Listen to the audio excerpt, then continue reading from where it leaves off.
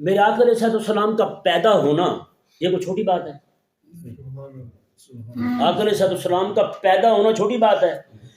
ہجری تاریخ ہماری یعنی کہ تاریخ جو ہے تقویم وہ آقا علیہ السلام کے میلاد سے بھی شروع ہو سکتی تھی، حضور کے میلاد سے بھی شروع ہو سکتی تھی، لیکن نہیں، میلاد سے شروع ہو سکتی تھی کہ آقا علیہ السلام کا پیدا ہونا بہت بڑی بات ہے، میلاد سے شروع نہیں۔ میلاد کو چھوٹا قصہ ہے؟ میرے آقا علیہ السلام کا رب تبارک و تعالیٰ کا جا کے دیدار کرنا یہ کوئی چھوٹی بات ہے یار؟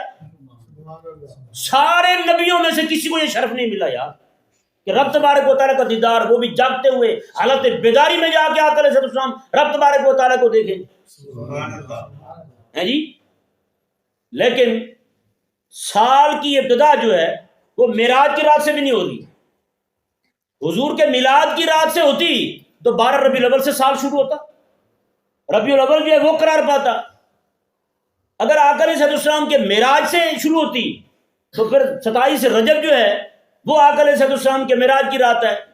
جی اختلاف بھی ہے اس میں کون سی رات ہے، بہرحال 27 پر جمہور علماء ہیں، 27 کو ہی آقا علیہ السلام کا معراج شریف مناتے ہیں لوگ، وہاں سے شروع ہوتا۔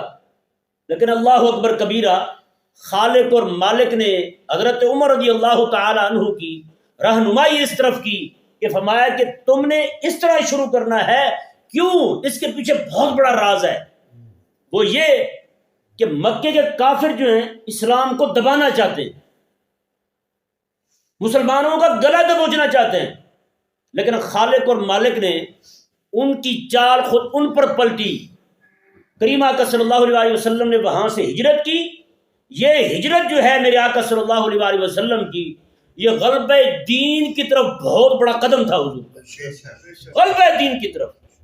اسی ہجرت سے کریم آقا صلی اللہ علیہ وسلم کا دین غالب آیا۔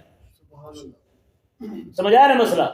یعنی کہ امت جو ہے وہ یہ کبھی بھی نہ بھولے، جب بھی کہے جی سال ہجری، سال ہجری، مکے کی قربانیاں بھی یاد کرے، مدینے کی آسانیاں بھی یاد کرے۔ مکے کی قربانی بھی نہ بھولے، مدینے کی آسانی بھی نہ بھولے۔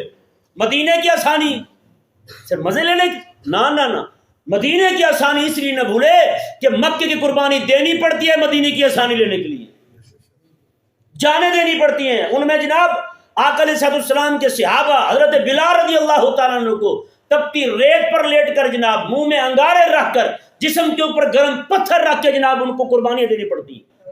حضرت سمیہ رضی اللہ تعالیٰ عنہ کو جناب دو اونٹوں کے ساتھ باندھ کر، ایک ٹانگ ایک اونٹ کے ساتھ دوسرے کے ساتھ، ابو جہل جو ہے دونوں اونٹوں کو دوڑا دیتا ہے، جسم کے دو ٹکڑے ہو جاتے ہیں۔ یہ قربانی دینے کے بعد جا کے مدینے میں اسلام غالب ہوتا ہے۔